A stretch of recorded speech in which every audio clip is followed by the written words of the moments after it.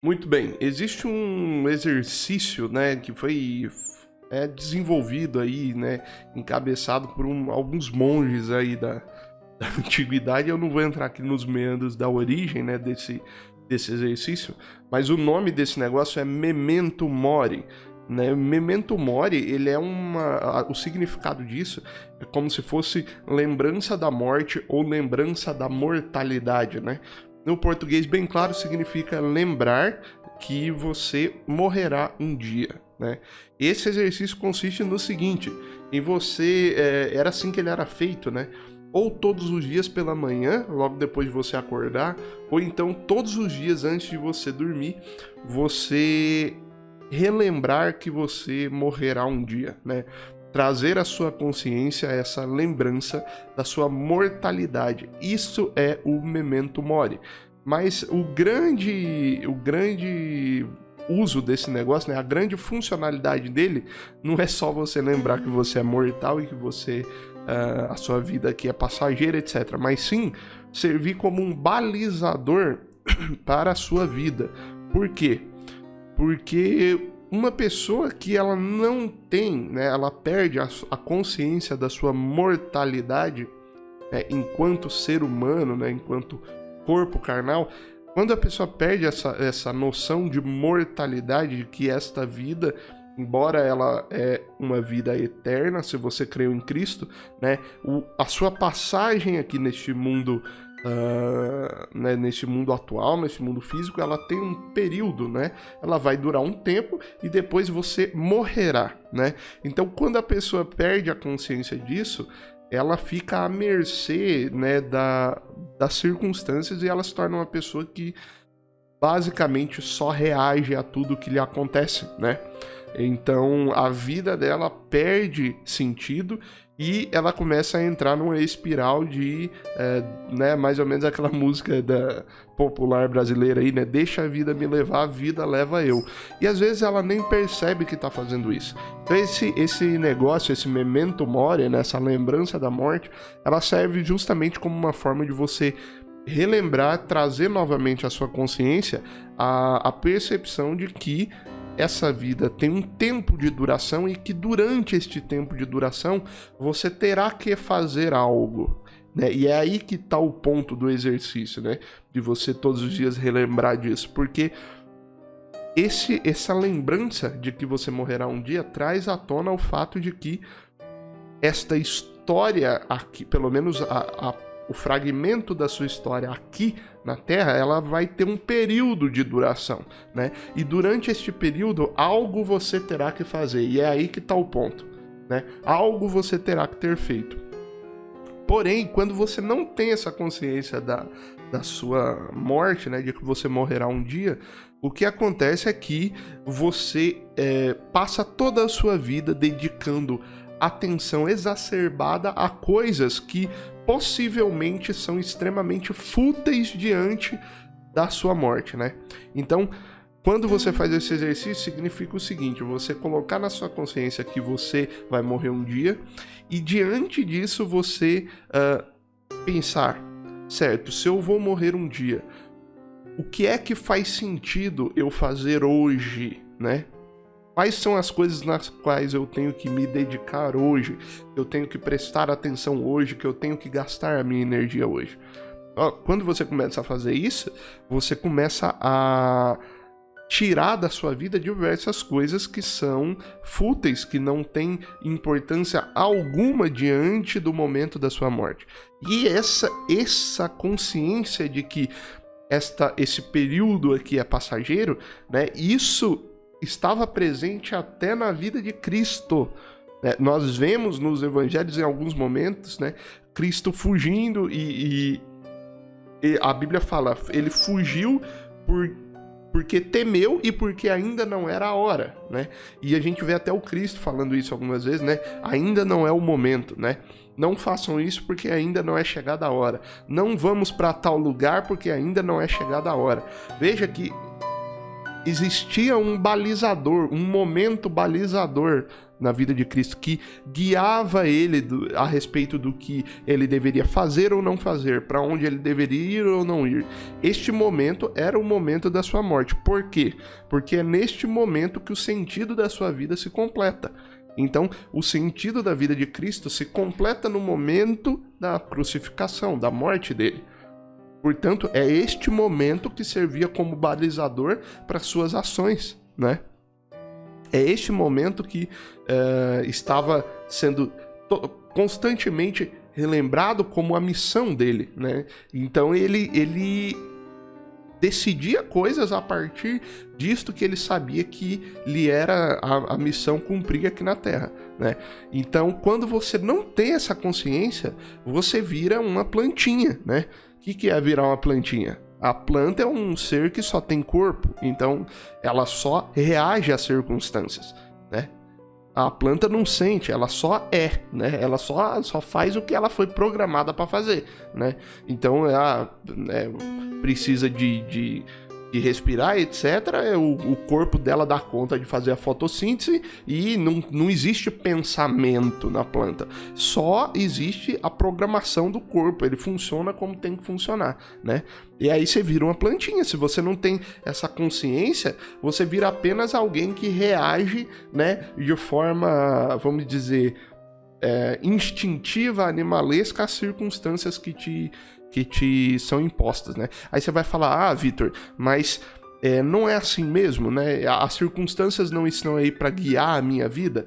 Sim, elas estão aí para te balizar também. As circunstâncias da vida, elas não são desprezíveis, elas estão aí para te guiar, mas, né, não é só para isso. Então, você não é alguém que é totalmente levado pelas circunstâncias, mas também não é alguém que consegue impor totalmente a sua vontade por cima das circunstâncias. Você é as duas coisas. Então, as circunstâncias te guiam, você não as escolhe, mas ao mesmo tempo em que você é guiado pelas circunstâncias, nesse caminho onde as circunstâncias estão te empurrando à força, é o exato caminho onde você também impõe a sua vontade no mundo, impõe a sua ação, o seu poder de agir, né? Então, Vitor, como que você explica isso? Bom, olha para a vida de Cristo. Ao mesmo tempo que ele está caminhando para o abate, para ser morto, né? E não há o que ele faça para fugir desse momento, né? Então, ao mesmo tempo que ele está caminhando para essa morte, é neste mesmo percurso que ele está impondo a sua vontade no mundo.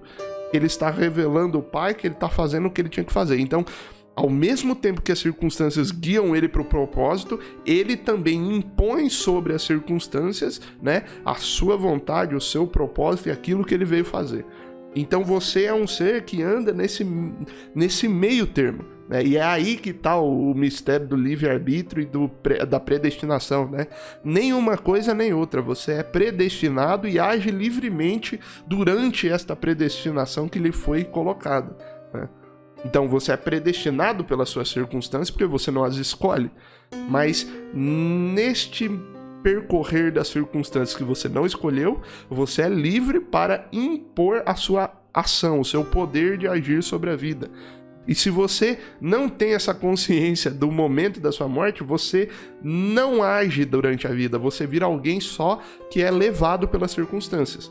E quem é só levado pelas circunstâncias é planta. Nem os animais são só levados pelas circunstâncias. A planta só tem corpo, o animal tem corpo e alma, então ele sente, né? O animal, ele já pensa, ele não é só levado pelo funcionamento das coisas ao seu redor, né? Ele também tem um sentimento e ele leva isso em conta para agir, né?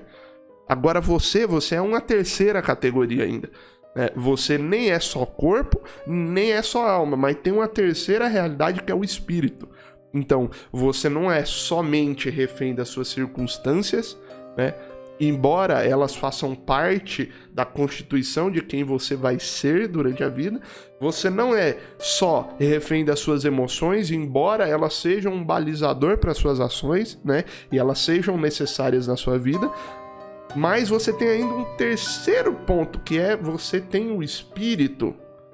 E o espírito é o agente criador, é quem age com poder de agir no mundo, né? A emoção, ela tem um caráter reativo, né? Veja que você não se emociona de dentro para fora. Você se emociona por causa de algo de fora que entrou dentro. Tá entendendo? Algo acontece e então você reage, a sua alma reage com uma emoção, né? Mas se nada acontecer, não há emoção que vai reagir ao quê, né? Essa emoção é uma emoção sobre o quê? Sobre nada? Não tem como, né? Então a emoção é caráter reativo, né? O corpo tem um caráter reativo, porque ele está programado para funcionar de uma forma e conforme o que acontece com ele, ele funciona, ele executa o programa, né? Agora o espírito não tem um caráter reativo, ele tem um caráter ativo.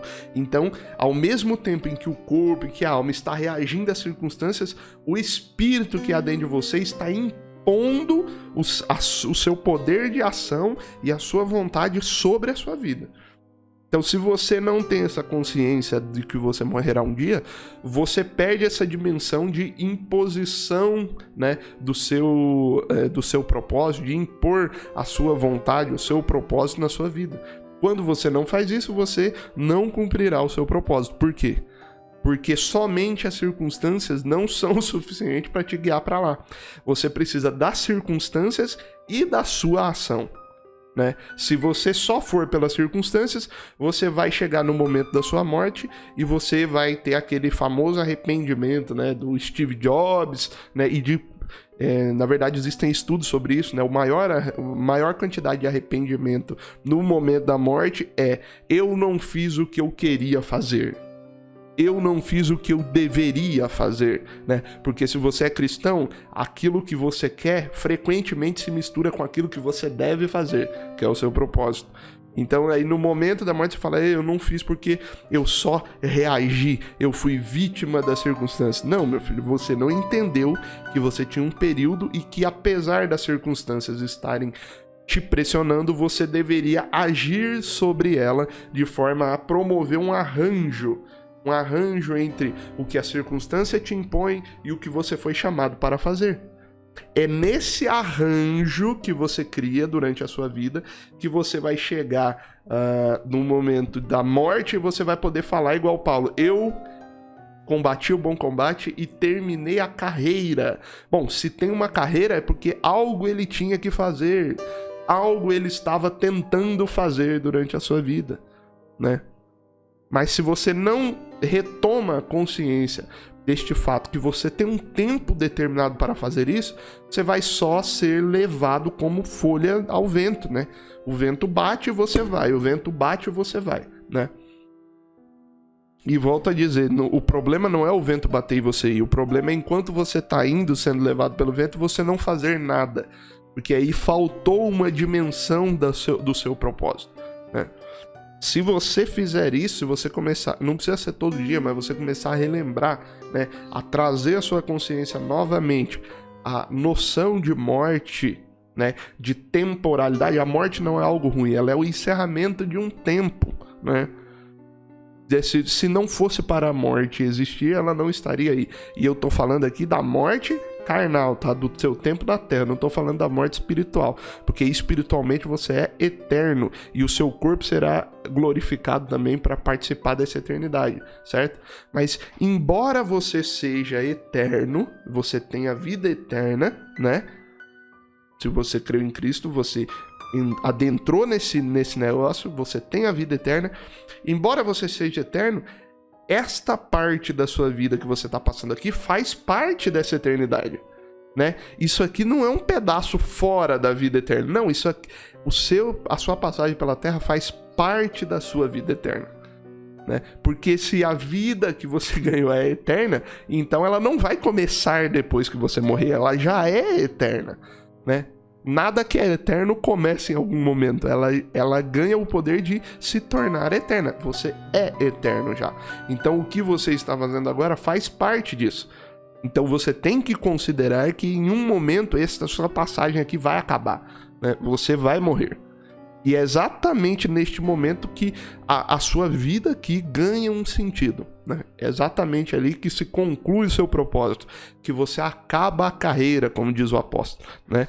Então, quando você começar a trazer isso à sua consciência, primeira coisa que vai acontecer, você vai se livrar de parafernálias, coisas que não têm importância real, né? Você não vai conseguir mais gastar tempo com essas coisas. Por quê? Porque no momento em que você for gastar tempo se preocupando com aquilo, vai vir na sua cabeça o memento mori, a lembrança da morte.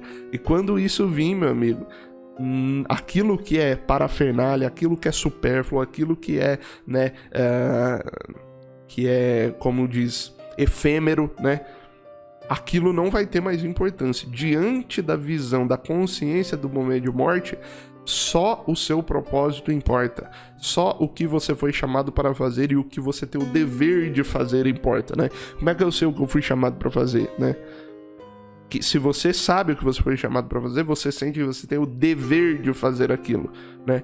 E esse dever inclui essa dimensão de que se eu não fazer o que eu posso para alcançar isto hoje, algum dia eu morrerei e não dará mais tempo, né? Ah, mas aí eu tenho a vida eterna. Ok, mas aquele período que você passou aqui se encerrou. Não dá mais tempo de fazer nada dentro dessa existência, né? Você morreu, a sua existência temporal está finalizada. Não há mais como acrescentar nada, né? Então essa lembrança faz com que você exclua da sua vida preocupações bobas, né? E outra coisa, isso faz com que você abandone, né, a oscilação, as oscilações, né?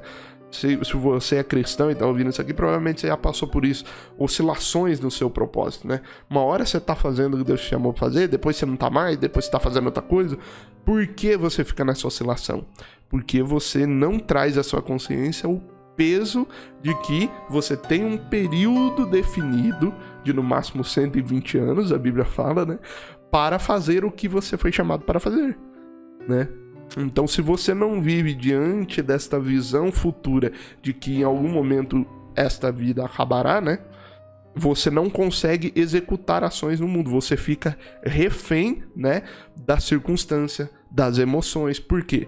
Porque você não dá importância para o caráter ativo da sua vida, que você tem que agir, né? Não, Vitor, mas né, Deus não usa as circunstâncias para nos guiar? Claro que usa.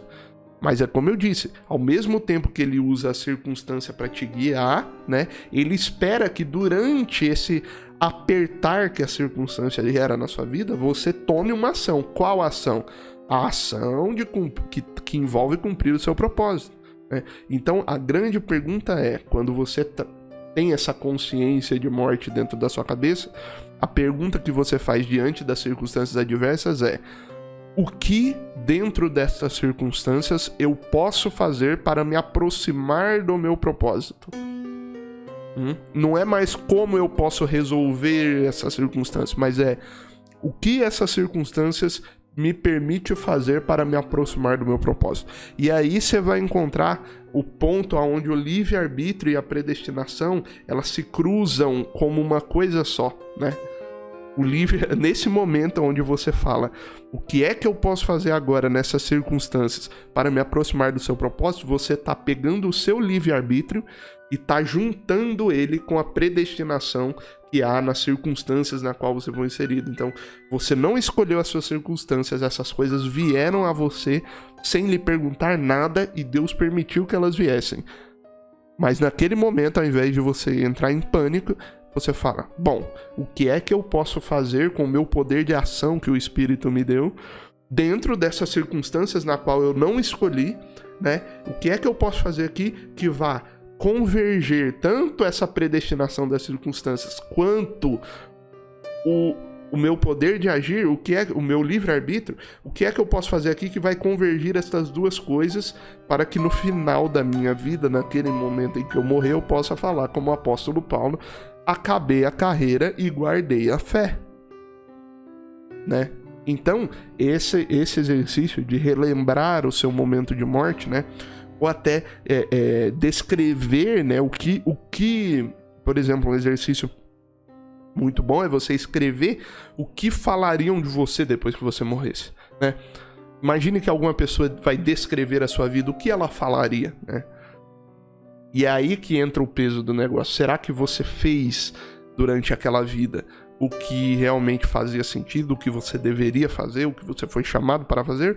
Ou você ignorou que você morreria um dia e deixou-se levar pelas circunstâncias, pelas suas emoções, virou uma plantinha, né? Uma margaridazinha, né? E aí o vento bate, leva uma pétala, leva 2, leva 3, daqui a pouco, né? O vento dobrou a margarida no meio e ela sequer consegue levantar. Por quê? Porque ignorou, né, que chegaria ao seu fim e por isso ignorou que deveria agir ativamente diante da vida, né? Então, nem você vai ser só guiado pela predestinação divina e nem você conseguirá fazer alguma coisa somente pelo seu poder de agir e pela sua força, mas sim as duas coisas. É pelo seu poder de agir dentro das circunstâncias na qual você foi predestinado que você conseguirá cumprir o seu propósito, mas só fará isso se tiver consciência de que existe um período, né? E aí, quando você tem essa consciência da morte, que existe um período e ele vai acabar, você não flutua mais, você não oscila mais. Por quê? Porque no momento em que você vai tirar o foco daquilo que você tem que fazer e olhar para o lado, né, vem na sua cabeça o memento mori de novo, e você fala, eu vou morrer um dia, eu não posso olhar para o lado. Porque se eu olhar para o lado, um dia eu vou apagar os meus olhos com arrependimento de não ter feito o que eu deveria ter feito naquele momento onde eu me distraí, né? Então, essa dimensão da morte é necessária e é o que tem se perdido, é o que tem, né, principalmente no Brasil, tem deixado as pessoas aéreas, né, flutuantes, não sabem o que fazem, né? Elas ficam só reagindo a tudo, né? Ficam só reage e vira planta, vira um corpo inanimado, né? A planta é um corpo inanimado. O animal também, ele é espiritualmente inanimado, ele tem alma, né? Então ele tem ali uma emoção, um pensamento, ele tem um ânimo próprio, né? Mas o homem tem o ânimo próprio e o espírito, né? O sopro do espírito que governa, né? O espírito que tem poder de ação, o espírito que tem um poder criativo diante da vida e não só reativo, né? Então essa dimensão está presente em você, mas você só vai considerar ela quando você descobrir que você vai morrer um dia. Valeu, pessoal, um abraço.